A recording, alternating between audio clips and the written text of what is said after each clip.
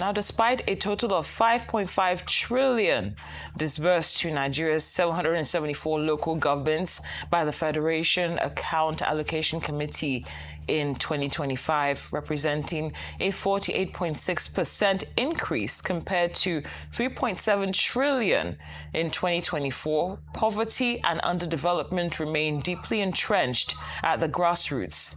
Data compiled by This Day newspaper showed monthly allocations ranging from 387 billion naira to 530 billion throughout 2025. While the federal government received 7.8 trillion and states got 7.5 trillion.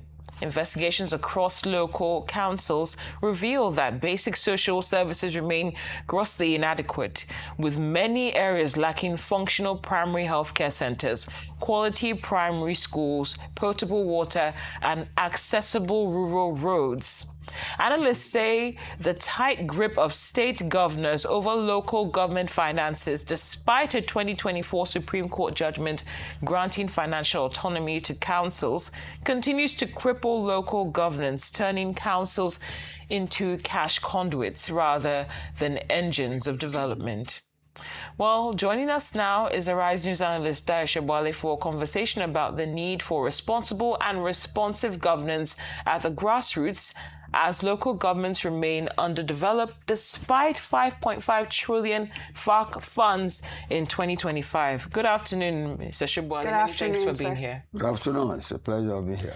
Any surprise with this figures that don't match our reality, especially when you say that sometimes corruption is part of our democracy? Yeah, I've not said that now. Yeah, well, you've said it before. Okay, you see, there's something called trickle-down democracy. I think that is what is at play here. The need for local government to function effectively, for the grassroots to get the dividends of democracy is very clear. That's why the Attorney General went to the Supreme Court and secured that judgment. But you see, that was between 2024-25. We are in early 2026. So maybe the funds are even crippling. They are on their way, crippling to their destination. That is not possible.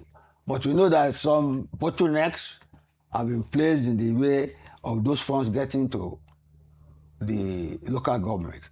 That was why the Attorney General went to court, and even after he secured that judgment, the government formed the committee because it was aware that there will be some bottlenecks on the way, especially at the state houses in all the federations. And those bottlenecks are still very effective. Get me? But I think we will get there. But to say that now they are still underdeveloped, I think it's a bit hasty. It's a bit hasty. Maybe if you wait a year or two, then thereafter we assess what is happening. Let's leave it at that for now. But when you talk about bottlenecks, I'm wondering if you can, be a little bit more clear. When you say that there are bottlenecks, what bottlenecks exactly are preventing this money from actually leading to development?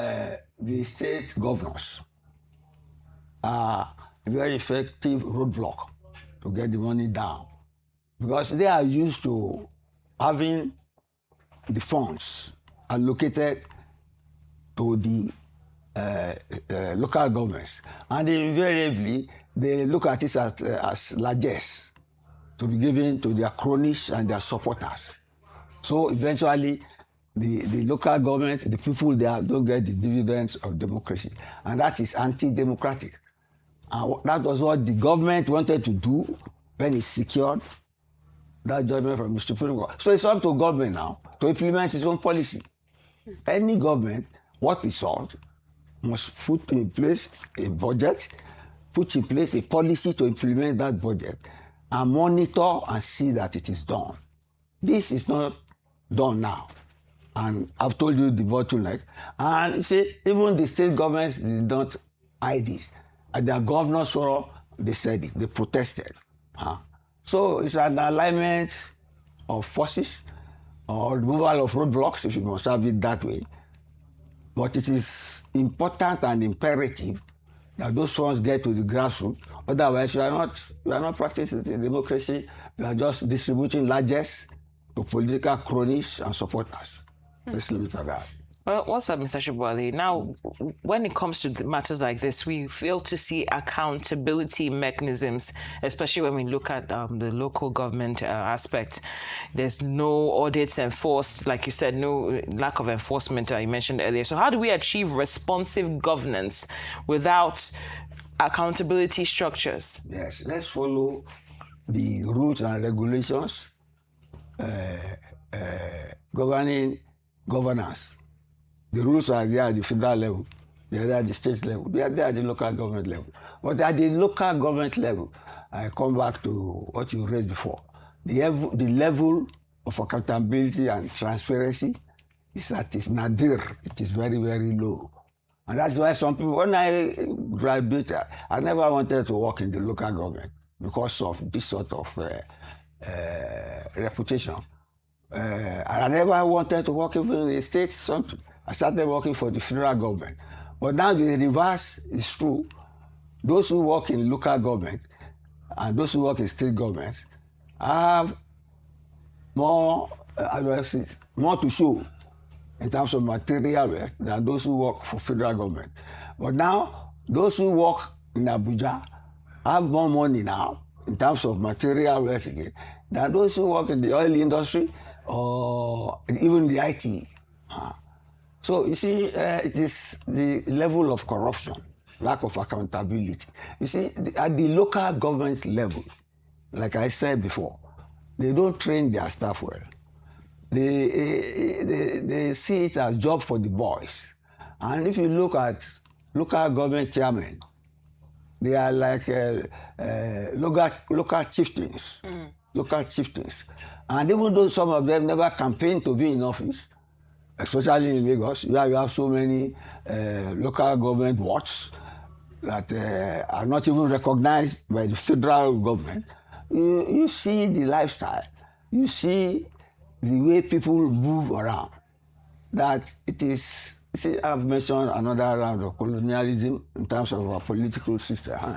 It's a colonialism of the political elite at every state level. That is why, at all states and at all levels, that is why you have local government elections being won by the states, by the party in power.